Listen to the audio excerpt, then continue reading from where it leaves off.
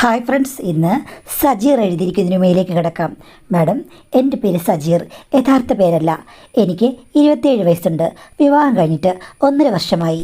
22ാമത്തെ വയസ്സ് മുതൽ ഞാൻ ഗൾഫിലാണ് ജോലി ചെയ്യുന്നത്. അവിടെ നിന്ന് കുറേ പെണ്ണൊക്കെ അന്വേഷിച്ചു. പക്ഷേ എനിക്ക് മനസ്സിനെ പിടിച്ചൊരാളെ ഒത്തു വന്നില്ല. ഒത്തിരി നാളത്തെ അന്വേഷണത്തിന് ശേഷമാണ് എൻ്റെ ഭാര്യയെ ഞാൻ കണ്ടുമുട്ടിയത്. അവരുടെ വീട്ടിൽ സാമ്പത്തികം വളരെ കുറവാണ്.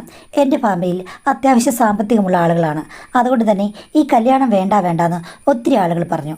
എങ്കിലും കാണാൻ കൊള്ളാവുന്നൊരു പെണ്ണ്, അതും മനസ്സിന് ഇഷ്ടപ്പെട്ട പെണ്ണ്, അപ്പോൾ എങ്ങനെ ഉപേക്ഷിക്കുക? അതുകൊണ്ടാണ് ആ കല്യാണം പെട്ടെന്ന് നടത്തിയത്. കല്യാണം അങ്ങനെ നല്ല രീതിയിൽ കഴിഞ്ഞു. ഭാര്യ എൻ്റെ സ്വപ്നത്തിനനുസരിച്ചുള്ളൊരു പെൺകുട്ടി ആയതുകൊണ്ട് പ്രത്യേകിച്ച് കുഴപ്പമൊന്നുമില്ല. അവിടെ ഉമ്മ മാത്രമേ ഉള്ളൂ. അതാണൊരു പ്രശ്നം. ഭാര്യയ്ക്ക് ഒരിക്കലുണ്ട്. പക്ഷേ അങ്ങേർ 2 കുട്ടികളുള്ള ഒരു സ്ത്രീയുമായി ഒളിച്ചോടിപ്പോയി വേറൊരിടത്ത് താമസിക്കുകയാണ്. നാട്ടിലേക്ക് വെട്ടപ്പെടില്ല. അങ്ങനെ ഒരു പ്രശ്നമുള്ളത് കൊണ്ട് ആ ഫാമിലിയിൽ നാണക്കേടുണ്ട്. ഇതൊക്കെ എൻ്റെ വീട്ടുകാർ അറിഞ്ഞു കഴിഞ്ഞപ്പോഴേക്കും വേണ്ട വിവാഹം എന്ന് പറഞ്ഞതാണ്. പക്ഷേ അതൊന്നും എനിക്ക് മാത്രമല്ലല്ലോ. അങ്ങനെ എൻ്റെ ജീവിതം സംതൃപ്തകരമായിട്ടാണ് ആരംഭിച്ചത്. 2.5 മാസം കഴിഞ്ഞ് ഞാൻ ഗൾഫിലേക്ക് പോയി. അവിടെ ചെന്ന് കഴിഞ്ഞപ്പോഴേക്കും അപ്രതീക്ഷിതമായ ചില പ്രശ്നങ്ങളുണ്ടായി. ഇത്രയും നാളും ഗൾഫിൽ വർക്ക് ചെയ്തിട്ടും ഒരു കുഴപ്പമില്ലായിരുന്നു എൻ്റെ ജോലിക്ക്. പക്ഷേ വിവാഹം കഴിഞ്ഞ് ചെന്ന ശേഷം അവിടെ ചില ഇഷ്യൂസ് ഉണ്ടായത് മൂലം എനിക്ക് പെട്ടെന്ന് തന്നെ നാട്ടിലേക്ക് തിരിച്ചു വരേണ്ടി വന്നു. അത് വല്ലാത്തൊരു അനുഭവമായിരുന്നു. പലരും എന്നെ കുറ്റപ്പെടുത്തി. ഭാര്യയുടെ പ്രശ്നങ്ങൾ കൊണ്ടാണ് എനിക്കിങ്ങനെ വന്നത്, അവളുടെ ഒരു ഭാഗ്യം ശരിയല്ല എന്നുള്ള രീതിയിലായിരുന്നു. അതോടുകൂടി എൻ്റെ ഭാര്യയും തകർന്നു പോയി. എൻ്റെ ഉമ്മയാണെങ്കിലും അത് തന്നെ പറഞ്ഞു. അങ്ങനെ കഴിഞ്ഞപ്പോൾ അവൾ എന്നോട് പറഞ്ഞു, എന്തായാലും എൻ്റെ ഉമ്മ തന്നെയുള്ളിക്ക, അതുകൊണ്ട് നമുക്ക് കുറച്ച് ദിവസം എൻ്റെ വീട്ടിൽ പോയി നിൽക്കാം. എനിക്ക് ഇവിടെ നിന്ന് ആരുടെയും കുത്തുവാക്ക് കേൾക്കാൻ വയ്യാന്ന്. ആക്ച്വലി അവൾ ഇതിൽ യാതൊരു ഭാഗവാക്കുമല്ല. എൻ്റെ കമ്പനിയിലെ പ്രശ്നങ്ങൾ കൊണ്ട് തന്നെയാണ് ഇങ്ങനെ പ്രശ്നമുണ്ടായത്. പക്ഷേ നാട്ടുകാരുടെ വീട്ടുകാരോട് പറഞ്ഞിട്ട് കാര്യമില്ലല്ലോ. കല്യാണം കഴിഞ്ഞപ്പോഴാണ് അങ്ങനെ സംഭവിച്ചത്. അപ്പോൾ അത് പെണ്ണിൻ്റെ പ്രശ്നം തന്നെ. എന്തൊരു ലോകമാണ്. എന്തായാലും ഞങ്ങൾ ഭാര്യയുടെ വീട്ടിൽ പോയി താമസിക്കാൻ ആരംഭിച്ചു. അവിടെ 3 റൂമുകളാണുള്ളത്. ഒരുമാതിരി നല്ല വീട് സെറ്റപ്പ് ഒക്കെയാണ്. ഭാര്യയുടെ ബാപ്പ നേരത്തെ മരിച്ചു പോയതാണ്. പിന്നെ ഉമ്മ അധികം ഒന്നും എന്നോട് വേണ്ടിയിട്ടേ ഇല്ല. പുള്ളിക്കാരി എന്നെ കാണുമ്പോൾ തന്നെ അടുക്കളയിലേക്ക് വലിയുന്ന ടൈപ്പാണ്. തീരെ ചെറുപ്പമാണ്. കാണാൻ എൻ്റെ ഭാര്യയേക്കാൾ സൗന്ദര്യം എവിടെയൊക്കെ ഒളിഞ്ഞു കിടപ്പുണ്ടെന്ന് എനിക്ക് തോന്നാറുണ്ട്. എൻ്റെ ഭാര്യയുടെ സൗന്ദര്യം മുഴുവനും വന്നിരിക്കുന്നത് അവളുടെ ഉമ്മയുടെ പക്കൽ നിന്നാണ്. ഒരു പക്ഷേ ആ ഉമ്മ വിചാരിച്ചു കഴിഞ്ഞാൽ ഏറ്റവും സുന്ദരനായ ഒരു പുരുഷനെ ഇപ്പോഴും കൂടെ നിർത്താം. പക്ഷേ അവർ അങ്ങനെയൊന്നും ചെയ്യാതെ പാവം അടുക്കളയിൽ കഴിയുന്നല്ലോ എന്ന് ഞാൻ ഓർത്തു. അതും ഒരു മികച്ച സ്വഭാവം തന്നെ. പിന്നീട് ഗൾഫിൽ പോകാൻ ശ്രമിച്ചിട്ട് നടക്കുന്നില്ല. കയ്യിൽ കുറച്ച് പൈസയൊക്കെ ഉണ്ട്. അത് വെച്ചാണ് അഡ്ജസ്റ്റ് ചെയ്യുന്നത്. എൻ്റെ ഉമ്മയാണ് പ്രത്യേകമായി പറയേണ്ട ഒരാൾ. സ്വഭാവം പെട്ടെന്ന് മാറി. എൻ്റെ ഭാര്യ വന്നതോടുകൂടി അവളുടെ തലയിലേക്ക് എല്ലാം കെട്ടിവെച്ചു. ഇവളാണ് എല്ലാത്തിനും കാരണം, അതുകൊണ്ട് നീ എങ്ങനെയാണെന്ന് വെച്ചാൽ ജീവിച്ചു എന്നുള്ള രീതിയിൽ എന്നോട് പെരുമാറാൻ തുടങ്ങി. എൻ്റെ വീട്ടിലേക്ക് പോയി കഴിഞ്ഞാൽ വഴക്കും വക്കാണവുമാണ്. അതുകൊണ്ട് സ്ഥിരമായി ഞാൻ ഭാര്യ വീട്ടിൽ നിൽക്കാൻ തുടങ്ങി. എൻ്റെ കയ്യിൽ പൈസയുണ്ട്, പക്ഷേ എങ്കിലും ജോലിയില്ല. പലരുടെയും ചോദ്യം കേട്ടിട്ട് ഞാൻ ടൗണിൽ ഒരു ഷോപ്പിൽ കയറി. എനിക്ക് അക്കൗണ്ടിംഗ് ഒക്കെ നല്ല വശമുണ്ട്. എന്നാലും മനസ്സിന് ഒരു സാറ്റിസ്ഫാക്ഷൻ ഇല്ല. ഗൾഫുകാരനായിരുന്നല്ലോ, പണവും പണ്ടത്തെ പോലെയില്ല. അങ്ങനെ കുറഞ്ഞു വന്നു കഴിഞ്ഞപ്പോഴേക്കും ഏകദേശം 7 മാസമായി കാണും മാഡം. ആ സമയത്ത് ഒരു ദിവസം എൻ്റെ അമ്മായിമ്മ എൻ്റെ അടുത്ത് വന്നു. ഞാനപ്പോൾ അവിടെ സിറ്റൗട്ടിലിരിക്കുകയാണ്. മോനെ, എനിക്കൊരു കാര്യം ചോദിക്കാനുണ്ട്. നിനക്ക് ഭയങ്കര വിഷമമാണ് ഇവിടെ ഒന്ന് താമസിക്കുന്നതിലല്ലേ? എൻ്റെ മോള് വന്നേ പിന്നെ നിനക്ക് കുഴപ്പങ്ങളാണല്ലോ എന്ന് പറഞ്ഞു. ഞാൻ പറഞ്ഞു, അങ്ങനെയൊന്നുമില്ല ഉമ്മ, എന്ത് ചെയ്യാനാണ്, മനുഷ്യർ ഓരോന്ന് പറയുകയില്ലേന്ന്. അപ്പോൾ ഉമ്മ ചോദിച്ചു, യഥാർത്ഥത്തിൽ എന്താ പ്രശ്നമെന്ന്. ഞാൻ പറഞ്ഞു, ഗൾഫിൽ നല്ല ജോലിയും പണവും ഒക്കെ ആയിരുന്നു. വീട്ടിൽ പൈസ ഉണ്ടെന്ന് പറഞ്ഞാലും നമുക്കത് എപ്പോഴും കിട്ടണമെന്നില്ലല്ലോ. 1 ലക്ഷം രൂപയിൽ മേൽ സാലറി ഉണ്ടായിരുന്ന ഞാൻ ഇവിടെ വന്ന് 20,000-നൊക്കെ വർക്ക് ചെയ്യുമ്പോൾ വല്ലാത്ത മനപ്രയാസമാണ് ഉമ്മ എന്ന് പറഞ്ഞപ്പോൾ ഉമ്മ എന്നോട് പറഞ്ഞു, മോനെ, പണം സമ്പാദിക്കാൻ വേണ്ടിയിട്ട് ഇവിടെ ഏതെങ്കിലും കടയിൽ കയറിയിട്ട് കാര്യമൊന്നുമില്ല ഉമ്മ, ബിസിനസ്സൊന്നും എനിക്ക് പറ്റിയ പണിയല്ല എന്ന് പറഞ്ഞപ്പോൾ ഉമ്മ അങ്ങോട്ടും ഇങ്ങോട്ടും ഒന്ന് ശ്രദ്ധിച്ചിട്ട്, നിൻ്റെ കെട്ടിയോളോടെ പോയിരിക്കുക എന്ന് ചോദിച്ചു. അല്ല, ഉമ്മയോട് പറഞ്ഞിട്ടില്ല അവൾ പോയത്. അല്ല, ഏതോ കൂട്ടുകാരെ കാണാൻ പോയെന്ന് പറഞ്ഞത്.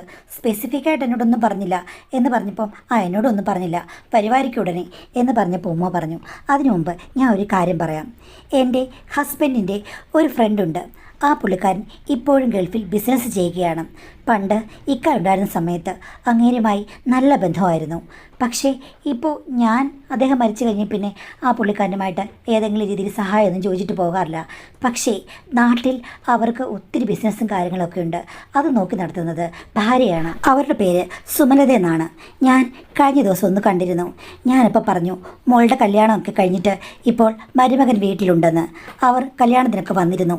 അവൾക്ക് 2 പവൻ്റെ സ്വർണവും തന്നിരുന്നു പഴയ ബന്ധത്തിൻ്റെ പേരിൽ. പക്ഷേ ഞാനാണെങ്കിൽ ആരോടും സഹായം ചോദിച്ചു പോകില്ല. ആ സമയത്താണ് വഴി വെച്ച് കണ്ടപ്പോൾ നിങ്ങൾ കല്യാണത്തിൻ്റെ ഫോട്ടോ ചോദിച്ചത്. അപ്പോൾ ഞാൻ അതൊക്കെ ഒന്ന് കാണിച്ചു കൊടുക്കുകയും ചെയ്തു. അപ്പോൾ പറഞ്ഞു മരുമകൻ നല്ല സൂപ്പർ സുന്ദരനാണല്ലോ എന്ന്. ഞാൻ പറഞ്ഞു അവൻ ഇപ്പോൾ വീട്ടിൽ വന്ന് നിൽക്കുകയാണ്, ഇഷ്ടമില്ലാത്ത ജോലിയെ ചെയ്യുന്നതെന്ന് തോന്നുന്നു, കടയിൽ നിൽക്കുക എന്നൊക്കെ പറഞ്ഞു കഴിഞ്ഞപ്പോഴേക്കും അയ്യോ ഇത്രയും യോഗ്യതയുള്ളൊരു ചെക്കനെ അങ്ങനെയൊന്നും വിടേണ്ട കാര്യമില്ല.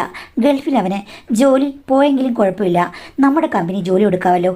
എനിക്കാണെങ്കിൽ പേഴ്സണൽ അസിസ്റ്റൻ്റ് ഇല്ലാതിരിക്കുകയാണ്. ഡ്രൈവിംഗ് ഒക്കെ അറിയാമെന്നുണ്ടെങ്കിൽ അവന് സമ്മതമാണെങ്കിൽ എൻ്റെ കൂടെ വരാൻ പറ.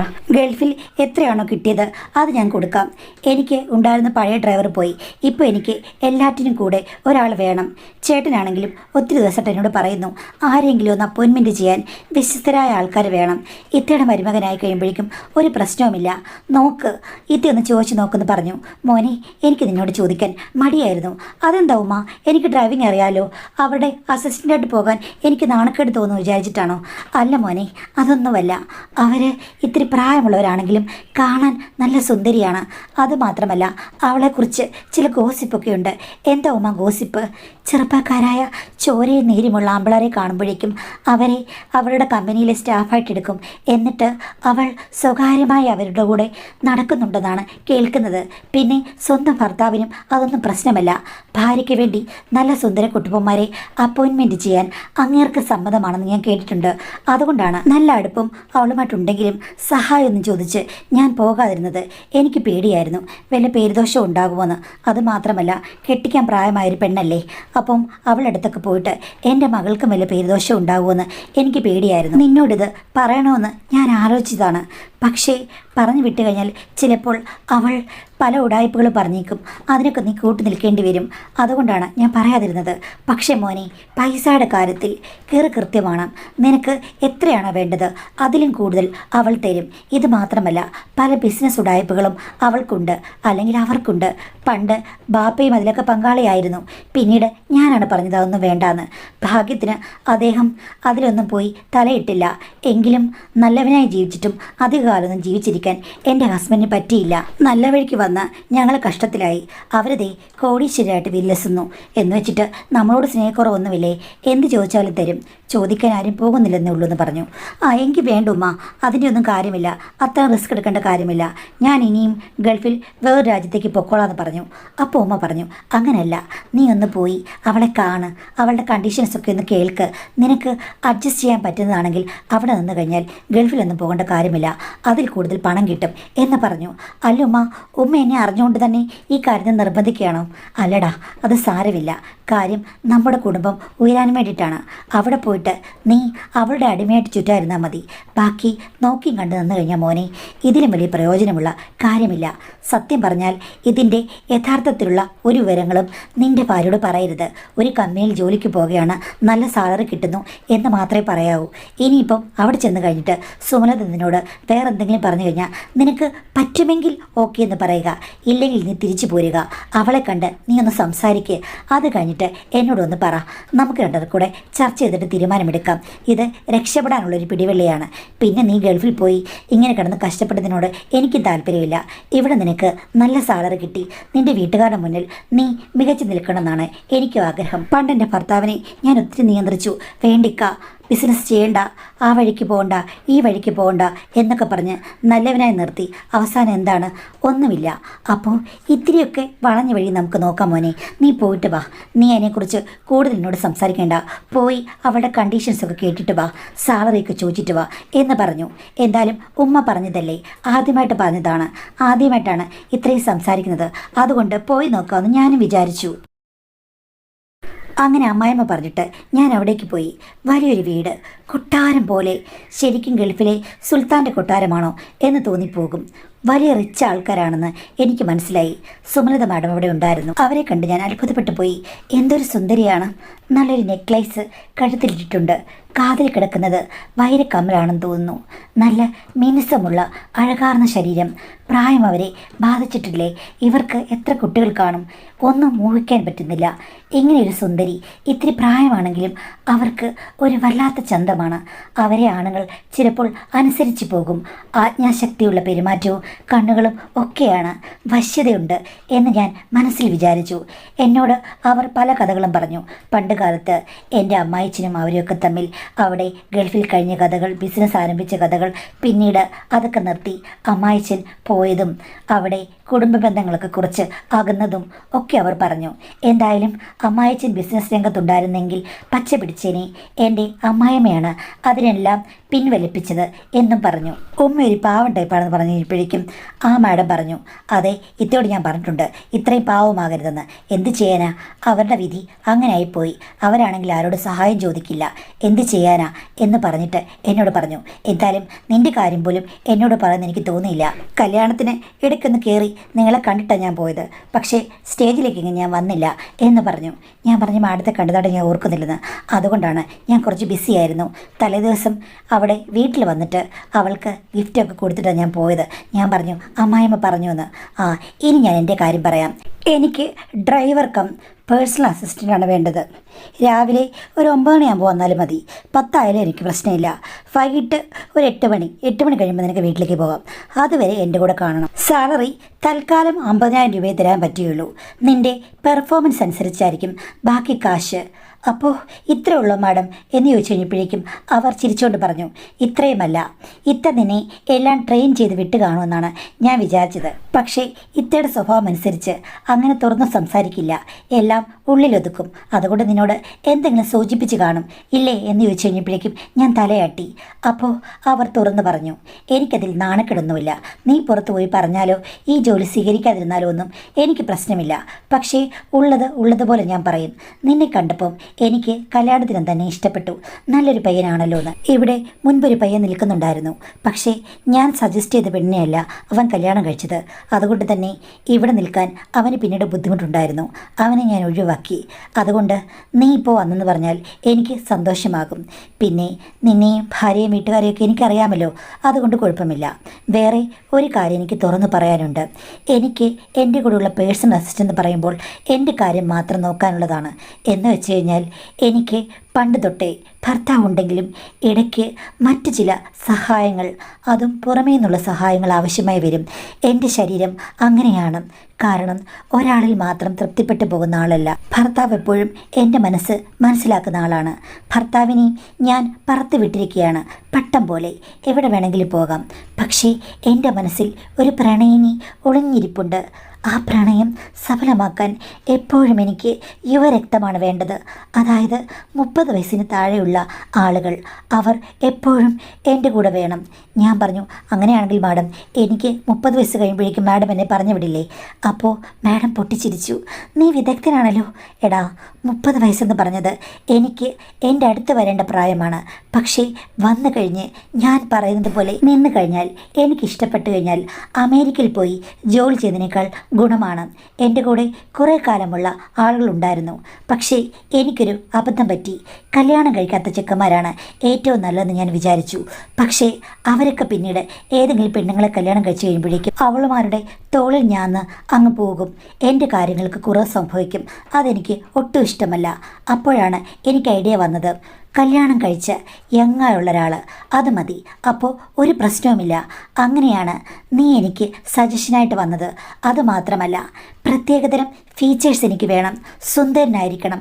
അതുപോലെ ഞാൻ മോഹിക്കുന്ന ഒരു കാര്യം വളരെ കൂടുതലായി വേണമെന്ന് പറഞ്ഞ് അവർ ഒരാംഗ്യം കാണിച്ചു.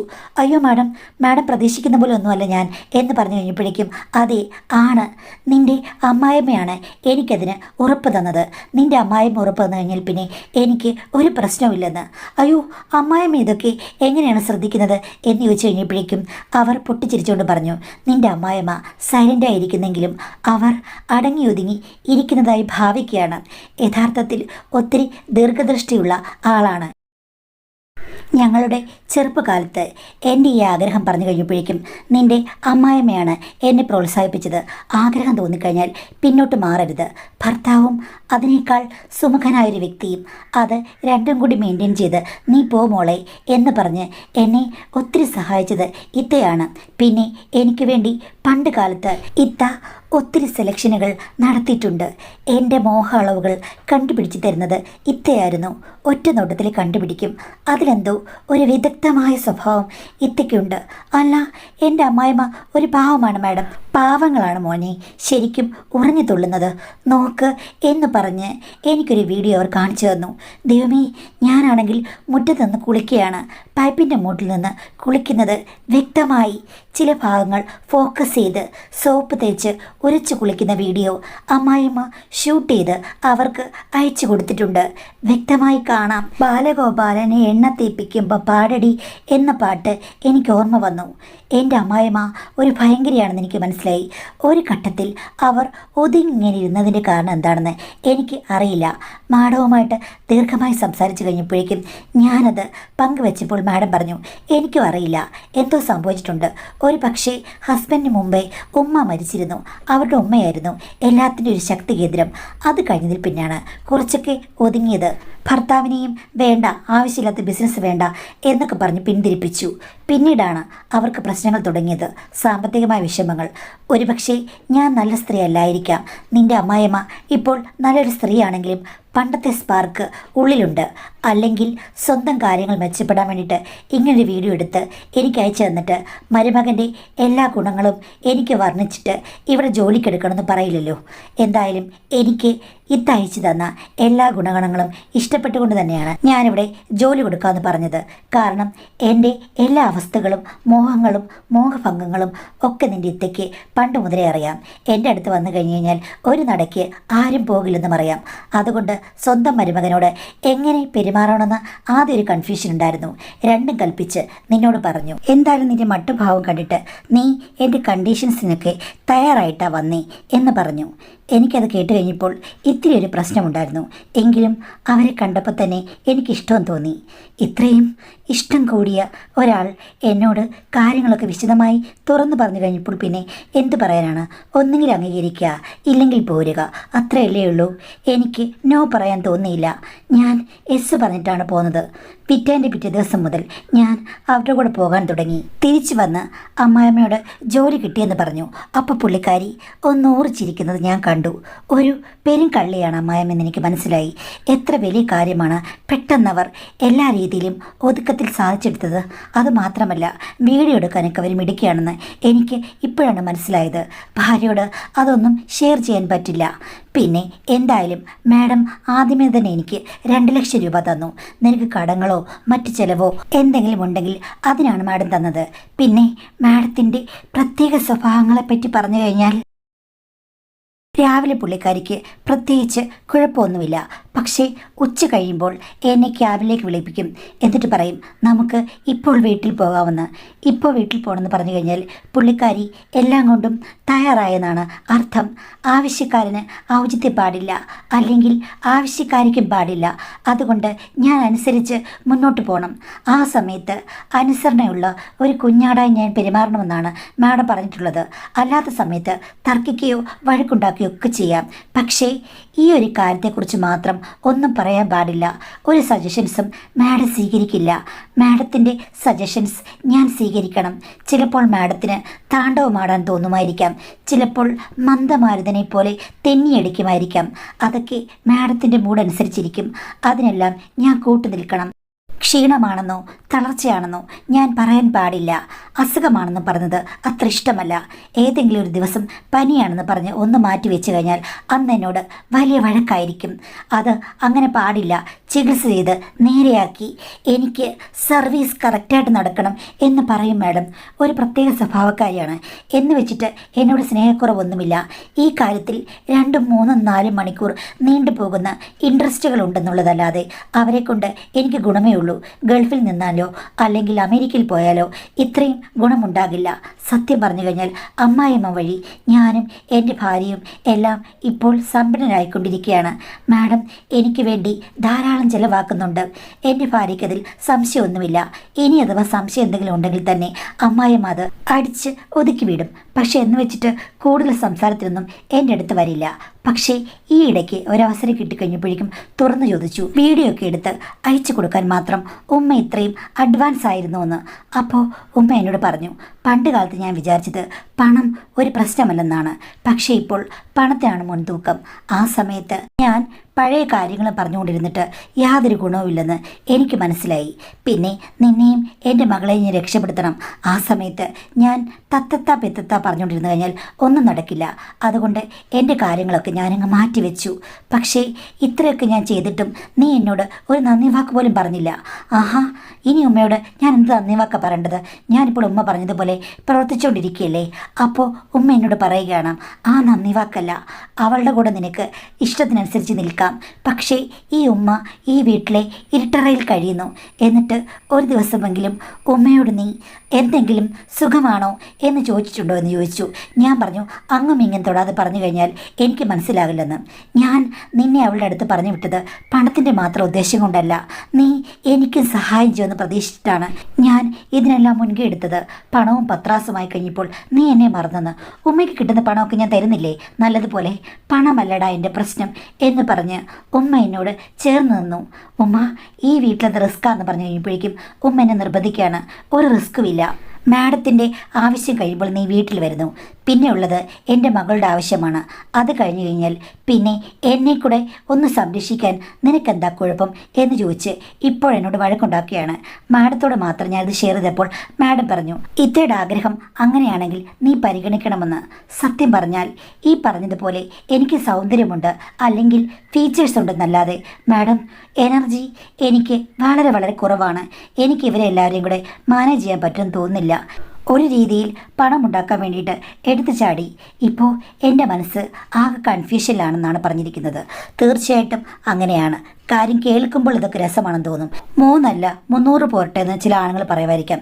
അവരുടെ ആറ്റിറ്റ്യൂഡ് അങ്ങനെയാണ്. പക്ഷേ നിങ്ങളെ സംബന്ധിച്ചോളം നിങ്ങൾ ഈ പറഞ്ഞതുപോലെ അവരെ കണ്ടു ഇഷ്ടപ്പെട്ടു, മാഡത്തെ കണ്ട് ഇഷ്ടപ്പെട്ടു, പണവും കിട്ടും എന്നുള്ള രീതിയിൽ അതിനെ അഡ്ജസ്റ്റ് ചെയ്തെങ്കിലും ഈ പറഞ്ഞതുപോലെ ഉമ്മയെ കൂടി നിർബന്ധിച്ച് കഴിയുമ്പോഴേക്കും എല്ലാം കൂടി എങ്ങനെ കൊണ്ടുപോകുമെന്നൊരു കൺഫ്യൂഷൻ ഉണ്ടാകുന്നത് വളരെ സ്വാഭാവികമാണ്. അപ്പോൾ കോംപ്ലിക്കേറ്റഡ് ആയിട്ടുള്ള കാര്യങ്ങളിലേക്ക് പോകണോ വേണ്ടോ എന്ന് നിങ്ങൾ തീരുമാനമെടുക്കുക. ഞാൻ ഒരിക്കലും പറയില്ല. കാര്യം അവിടെയും ബന്ധം ഇവിടെയും ബന്ധം അപ്പുറത്തും ബന്ധം എന്ന് പറഞ്ഞു പോയി കഴിഞ്ഞാൽ ഒന്നും ചിലപ്പോൾ സ്മൂത്തായിട്ട് കൈവളയെ നിൽക്കില്ല. പണമാണ് ലക്ഷ്യമെങ്കിൽ അതിന് രീതിയിൽ അഡ്ജസ്റ്റ് ചെയ്ത് പോകുന്നു, ഇപ്പുറത്ത് ദാമ്പത്യ ജീവിതവും. പക്ഷെ അതിനിടയ്ക്ക് ഇത്രയും കാര്യങ്ങളും കൂടെയൊക്കെ ചേർന്ന് കോംപ്ലിക്കേഷൻസ് കൂടെ ഉണ്ടാക്കി കഴിഞ്ഞു കഴിഞ്ഞാൽ എവിടെ ചെന്ന് നിൽക്കുമെന്ന് പറയാൻ പറ്റില്ല. അപ്പോൾ സത്യം പറഞ്ഞു കഴിഞ്ഞാൽ ഒരു കണക്കിന് പൈസ ഉണ്ടായിക്കഴിഞ്ഞാൽ വലിയ വലിയ ഉടായ്പകൾക്ക് പോകാതിരിക്കുന്നതാണ് നല്ലത്. നമുക്ക് അത്യാവശ്യം പണമുണ്ടല്ലോ, അങ്ങനെയാണെങ്കിൽ അത് വെച്ചുകൊണ്ട് വേറെ എവിടെയെങ്കിലും ട്രൈ ചെയ്യുക. തിരിച്ച് പണമൊക്കെ ഉണ്ടല്ലോ, നിങ്ങളുടെ വീട്ടിലേക്ക് പോവുക. അറ്റ്ലീസ്റ്റ് 1-2 ബന്ധങ്ങൾ മാനേജ് ചെയ്യാമെന്ന് വെച്ചിട്ട് 3, 4, 5 ബന്ധങ്ങൾ മാനേജ് ചെയ്യാൻ പറ്റില്ലെങ്കിൽ, അല്ലെങ്കിൽ ഈ പറഞ്ഞതുപോലെ എല്ലാം നല്ല രീതിയിൽ സ്മൂത്തായിട്ട് കൊണ്ടുപോകാൻ പറ്റില്ലെങ്കിൽ അതിലേക്ക് ഇറങ്ങി പുറപ്പെടാതിരിക്കുന്നതാണ് നല്ലത്. അപ്പോൾ ഭാര്യയായിട്ടിരിക്കട്ടെ, മാഡമുണ്ട്. പക്ഷേ ഇതിൽ നിന്നൊക്കെ രക്ഷപ്പെട്ട് വേറെ രീതിയിലേക്ക് നല്ലൊരു ദാമ്പത്യ ജീവിതത്തിലേക്ക് പോകാനാണ് ഞാൻ ഉപദേശിക്കുക. കാര്യം അതായിരിക്കും നല്ലത്.